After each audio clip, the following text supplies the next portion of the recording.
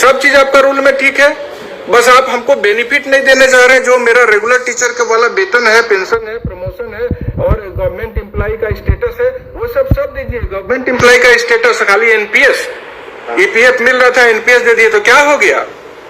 और किसी भी परिस्थिति में बिहार के शिक्षकों का ऐच्छिक स्थानांतरण करना होगा। जो हमारी बहन 2 लाख से अधिक अपने घर जाना चाहती है, उनको देना पड़ेगा ऐच्छिक स्थानांतरण का सुविधा। इसके लिए हम लोग कमिटमेंट है और इस कमिटमेंट को पूरा कराएंगे सरकार से। और जो भाई नहीं जाना चाहते हैं उनके साथ कोई जबरदस्ती नहीं कर सकता है विशिष्ट बनाने के नाम पर या बीपीएससी में। बीपीएससी वाले भी तो हमारे भाई बहन हैं, उनको आप पहाड़ पर्वत में कैसे रखिएगा, उनको भी उनके घर भेजिए। राइट टू एजुकेशन में कहा गया है, लिखा गया कानून में कि टीचर्स के लिए फेवरेबल कंडीशन होना चाहिए। जहां टीचर अच्छा महसूस करें वहां उनकी पोस्टिंग और वहां उनका ट्रांसफर होना चाहिए। तो कानून का इम्प्लीमेंटेशन करा जा रहा है। बुलंद रहिए, शेयर करके सब बात को बता दीजिए कि 2 एसोसिएशन बिहार के हाईकोर्ट के जजमेंट के बाद आए थे, उनका क्या ग्राउंड था, नहीं ग्राउंड था, हम किसी पर कोई टिक्का टिप्पणी नहीं, लेकिन हम पूरी मजबूती से अपने साथियों के सहयोग से प्रयास कर रहे हैं। सोमवार को जैसा होगा फिर शाम में आप लोग से मुखातिब होंगे और आप लोग मनोबल ऊंचा रखिए। ये अपने चुनाव लड़ने के लिए और अपना जीवन यापन चलाने के लिए हम लोग संघर्ष नहीं करते हैं। हम लोग बिना किसी अपनी चिंता किए बिहार के शिक्षक का अपना सरकार जितना दमन करना करते रहे। अपना नेता बना है तो दमन सहना है, हम बने हैं, हमारे ऊपर दमनकारी नीति चलेगा, होगा। आज भी हमारे साथी निलंबित थे 1.5 साल से 2 साल से बैठे हैं, बगल में निलंबित थे 2 साल है, तो क्या हुआ, अपना घर में रोटी नमक खा रहे हैं, रह रहे। निलंबित हो गए तो शिक्षक पर कृपा कर दिए। लड़ाई उनकी भी थी और सब लोग लड़ाई लड़ेगा, समाज की लड़ाई लड़ी जाएगी। अपने लिए कोई दिक्कत होगा खुद झेलेंगे, उससे आप लोग को कोई परेशानी नहीं लेना है। आप लोग निश्चिंत रहिए, परिस्थिति विपरीत उत्पन्न किया गया है, उसमें भी हम लोग कोई भी विशेष शिक्षक बनाइएगा, आप उनको जबरदस्ती ट्रांसफर नहीं दे सकते हैं इस ब्लॉक से उस ब्लॉक। पहले तो कह रहे थे जिले से हटा देंगे, जब हम लोगों ने हाईकोर्ट में दबाव बनाया तो अब जिला के अंदर में उनको उनका विद्यालय में रहना, विद्यालय में आप हटा दीजिएगा जबरदस्ती। कानून नहीं कहता है तो आप कैसे कर दीजिएगा, वेतन देना पड़ेगा। राज्यकर्मी का स्टेटस के साथ साथ हमको रेगुलर टीचर का वेतन, जो राइट टू एजुकेशन कानून कहता है, बिहार सरकार को शीघ्र मान लेना चाहिए। यहाँ कैबिनेट फाइल किए हैं, हम लोग तो सोच रहे थे कि केस एडमिट होता है उसके बाद सरकार की तरफ से इसमें इंटरफेयर किया जाता है। यहाँ तो अभी एडमिशन के लिए हमारा आया है और आ रहे हैं, तो आइए स्वीकार करिए कोर्ट के सामने कि हम कानून का उल्लंघन किए हैं, हम कानून का इम्प्लीमेंटेशन कर लेंगे। बड़ा स्वागत है भाई, चलिए आप लोग धैर्य से रहिए।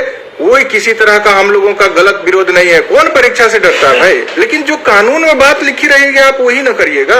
जब राइट टू एजुकेशन कानून में ये बात अंकित है कि इससे इतर आप कोई भी रूल नहीं फ्रेम कर सकते, तो कैसे फ्रेम कर दिए, कैसे रूल बना दिए आप।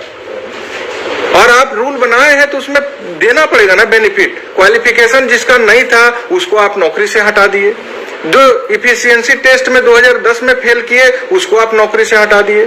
जो टीईटी नहीं क्वालिफाई किए उसको आप नौकरी में आने नहीं दिए।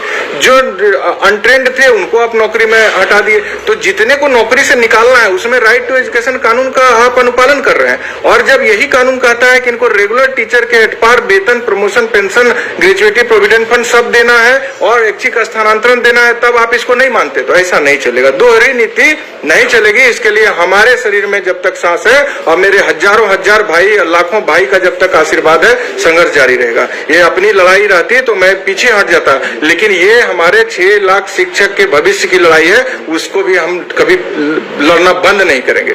कोई भी कोटि के शिक्षक हो, उनको राइट टू एजुकेशन के तहत कोई भी सरकार चिट्ठी निकालती है, पहले ऊपर में लिख देती है कि मुफ्त और अनिवार्य शिक्षा कानून के तहत यह आदेश लागू किया जा रहा, भैया सब डर जाइए और तुरंत इंप्लीमेंट कीजिए। तो वही मुफ्त और अनिवार्य शिक्षा कानून तो आपको कहता है कि 23 का 3 लागू करिए, तो उसको लागू करिए। और यही हम लोग विनती कर रहे हैं। दूसरा, 1976 विद्यालय टेक ओवर एक्ट कहता है कि जो कानून बिहार सरकार ने बनाई थी उसमें पहले 1976 के पहले सारा विद्यालय जो था प्राइवेट था, पंचायत उंचायत के तहत था। 1976 में एक्ट बना दिया बिहार सरकार ने और कहा क्या कि सब विद्यालय आज से सरकारी हो गए। विद्यालय में काम करने वाले लोग भी, शिक्षक भी, कर्मचारी भी सब गवर्नमेंट के एम्प्लॉय हो गए। और क्या कहा कि जो इस सरकारी विद्यालय में 1976 के बाद कभी भी कार्यरत होंगे चाहे उनकी बहाली कोई भी करे, वह भी स्टेट एम्प्लॉय कहलाएंगे। तो जब उस एक्ट के तहत हमको पंचायत क्या किया, खाली अपॉइंटमेंट न दिया जी, पंचायती राज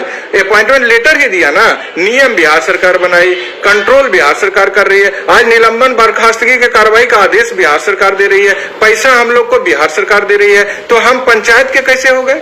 नियुक्ति पत्र हाथ में थमा दिया। बस वही अपना जब मांग पूरा करने समय जवाबदेही से भागना या किसी भी सरकार को शोभा नहीं देता है। सिर्फ और सिर्फ कानून के इम्प्लीमेंटेशन की लड़ाई लड़ रहे हैं, किसी चीज का विरोध नहीं कर रहे हैं। कोई भ्रम में नहीं रहिए कि विशेष शिक्षक के लिए किसी तरह का दिक्कत उत्पन्न हो रहा है, नियोजित शिक्षक के लिए किसी तरह का दिक्कत उत्पन्न हो रहा है, बीपीएससी के लिए किसी तरह, सबको राइट टू एजुकेशन के 23 का इम्प्लीमेंटेशन करवाकर वो जो रात दिन खून पसीना जला करके बिहार के शिक्षा को सुधारने के लिए काम कर रहे हैं, उनको वाजिब मजदूरी। आज आपको क्या लगता है ये 30,000 40,000 शिक्षकों का 35,000 30,000 तो महीने का खर्च है।